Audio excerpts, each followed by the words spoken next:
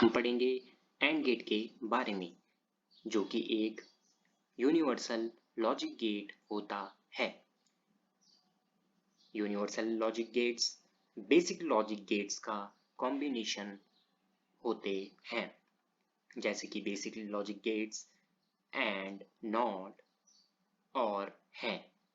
ये तीनों basic logic gates जो होते हैं वो यूनिवर्सल लॉजिक गेट्स का निर्माण करते हैं। बेसिकली दो यूनिवर्सल लॉजिक गेट्स होते हैं, उनमें से एक है नैंड गेट। नैंड गेट में जैसे कि आप देख सकते हैं, यह एंड और नॉट बेसिक लॉजिक गेट्स का कॉम्बिनेशन होता है। अब आप नैंड गेट के सिंबल्स को भी देख सकते हैं, जिन्हें ए और बी में प्रदर्शित किया गया है। जैसे कि आप जानते हैं, नैंड गेट एंड और नॉट के कॉम्बिनेशन से बनता है। तो एंड के लिए आप देख सकते हैं यह सिंबल है, और नॉट के लिए आपको यह बबल इस पर दिख रहा है। इसी प्रकार जो दूसरा सिंबल है उसमें जो एंड गेट है और जो नॉट गेट है उसके लिए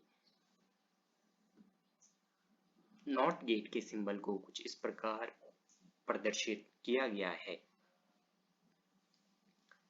अब हम देखेंगे जब जब जब नैंड गेट के इनपुट पर इनपुट दिया जाता है, जैसे कि यहाँ पर एक इनपुट पर A दिया गया है और दूसरे इनपुट पर B दिया गया है, तो हमें आउटपुट पर ए बी का बार प्राप्त होता है, B जो कि इन्वर्टर का साइन होता है।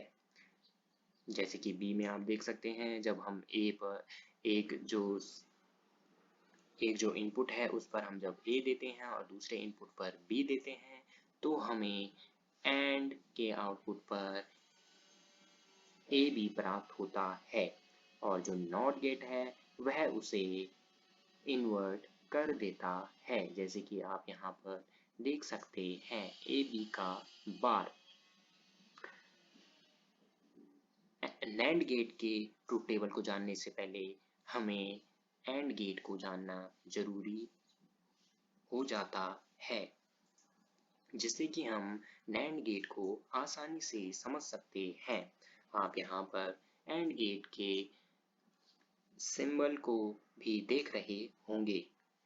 जब हम एंड गेट के एक सिरे पर A इनपुट देते हैं और दूसरे सिरे पर B इनपुट देते हैं, तो हमें आउटपुट पर y equal A dot B प्राप्त होता है। A डॉट जो कि एंड ऑपरेशन को प्रदर्शित करता है। अब हम इसकी ट्रूथ टेबल की बात करें तो A पर जब हम 0 देते हैं और B पर जब हम 0 देते हैं, तब हमें आउटपुट पर 0 ही प्राप्त होता है। एंड गेट का जो नियम होता है, जो हमें एंड गेट के आउटपुट पर प्राप्त होता है, वह इनपुट के A और B के गुणनफल के बराबर हमें प्राप्त होता है। अब हम एक एग्जाम्पल और देख लेते हैं।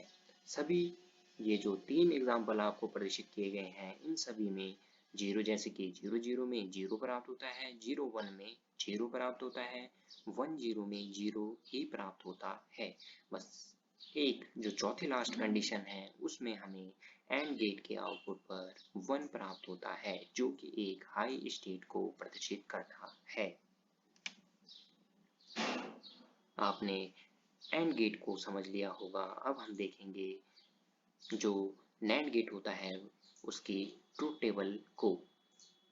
जो नैंड गेट की ट्रूथ टेबल है उस पे 2 इनपुट प्रदर्शित किए गए हैं ए बी, और जो यहाँ पर output y equal A B हम आपको दिख रहा है वो है एंड गेट का आउटपुट, और जो यहाँ पर आपको प्रदर्शित किया गया है वो है नैंड गेट का आउटपुट। अब जब हम नैंड गेट के ए पर 0 देते हैं, बी पर 0 देते हैं, तो हमें आउटपुट पर ए बी यानी कि 0 प्राप्त होता है। और जब यह नॉट के सिरे पर जाता है तो यह इसे इन्वर्ट कर हमें 1 प्राप्त कराता है। और जब जो दूसरी कंडीशन है, उस कंडीशन में जब हम ए पर 0 प्रोवाइड करते हैं और बी पर 1 प्रोवाइड करते हैं, तो हमें जो एंड होता है उसके आउटपुट पर 0 ही प्राप्त होता है। परंतु जब यह नॉट गेट में जाता है तो हमें पुनः 1 प्राप्त होता है। ये क्या है? यह है नैंड गेट का आउटपुट। तो जो नैंड गेट के कंडीशंस हैं, जैसे कि 0 0, तो उसमें हमें 0 प्राप्त होता है। और एंड गेट के आउटपुट पर नैंड गेट के आउटपुट पर हमें 1 प्राप्त होता है। इसी प्रकार जो दूसरी कंडीशन है, उसमें हम जब 0 देते हैं एक इनपुट पर, बी पर जब हम 1 देते हैं तो हमें नैंड के आउटपुट पर 1 प्राप्त होता है। तो जो ये तीनों कंडीशन है, इनमें हमें नैंड गेट के आउटपुट पर 1 प्राप्त होता है। और जो चौथी लास्ट कंडीशन है, उसमें जब हम ए पर 1 देते हैं, बी पर 1 देते हैं, तो हमें एंड पर 1 प्राप्त होता है। एंड पर 1 प्राप्त होता है। और नॉट के पर वह इनपुट देने पर हमें पुनः 0 प्राप्त होता है। तो नैंड गेट का कुछ इस प्रकार यह नॉट एंड गेट से डिफरेंट होता है। तो ये था NAND gate. Equivalent circuit of NAND gate. NAND gate जैसे कि सिंबल आपको प्रदर्शित किया गया है। अब हम नैंड गेट की जितनी भी कंडीशंस होती है उनका अध्ययन करेंगे इक्विवेलेंट सर्किट के द्वारा। जैसे कि इनपुट पर जब हम ए पर 0 देते हैं और बी पर 0 देते हैं, तो हमें नैंड गेट के आउटपुट पर 1 प्राप्त होता है।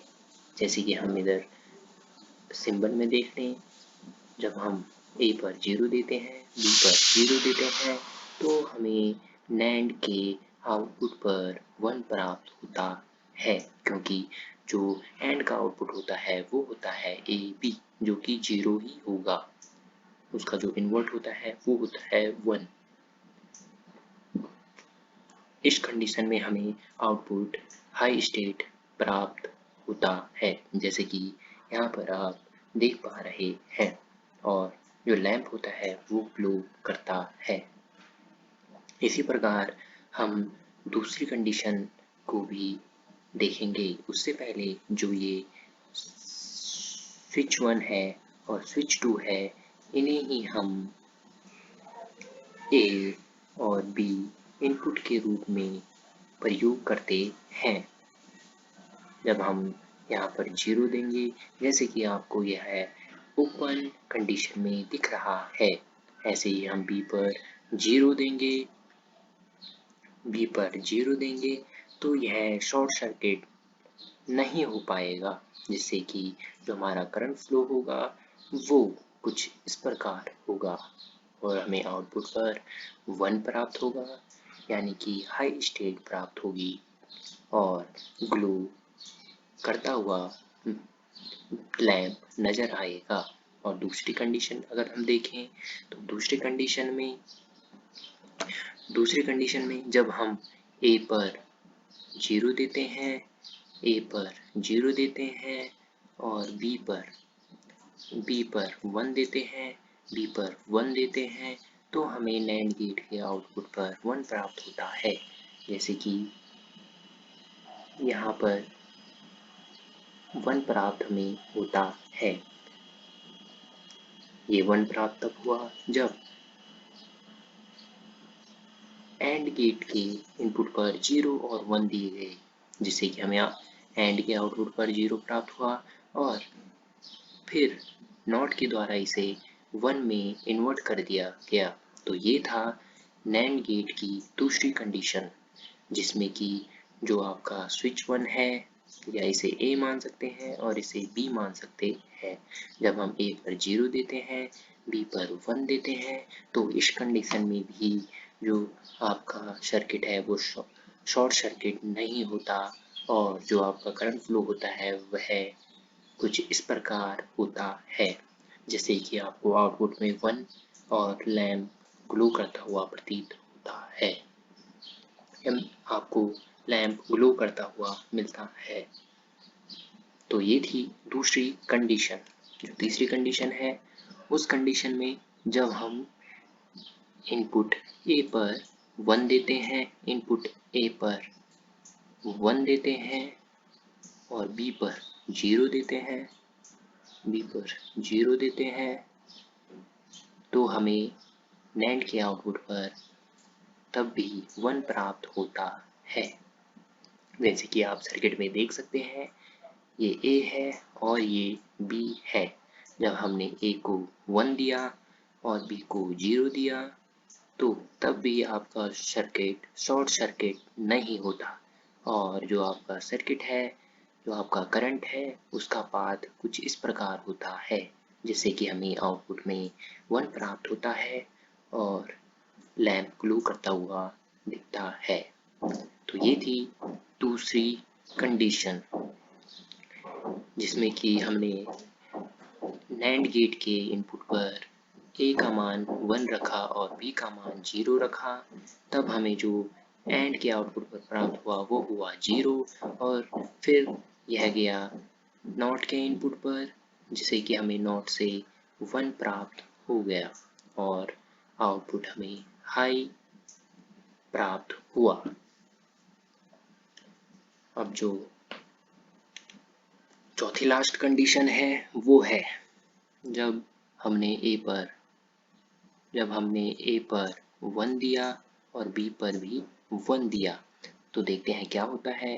जब हमने A पर 1 दिया, B पर 1 दिया, तो हमें AND के आउटपुट पर तो 1 ही प्राप्त होगा, और जो नॉट गेट है वह इस कंडीशन में 1 को 0 में इन्वर्ट कर देता है, जिससे कि हमें आउटपुट पर NAND गेट के आउटपुट पर 0 प्राप्त होता है। जैसे कि आप आउटपुट पर 0 देख पा रहे हैं, और इस कंडीशन में जो आपका बल्ब है वो ग्लो नहीं होता है। ये A इनपुट है और ये B इनपुट है, जैसे कि आपको प्रदर्शित किया जा रहा है। यहाँ पे हम जब 1 इनपुट देते हैं A पर और B पर भी 1 इनपुट देते हैं, तो इस कंडीशन में जो आपका सर्किट है वो शॉर्ट सर्किट हो जाता है, और आपका जो आउटपुट है वो लैंप पर नहीं प्राप्त होता। तो ये था NAND गेट के इक्विवेलेंट सर्किट के साथ अध्ययन।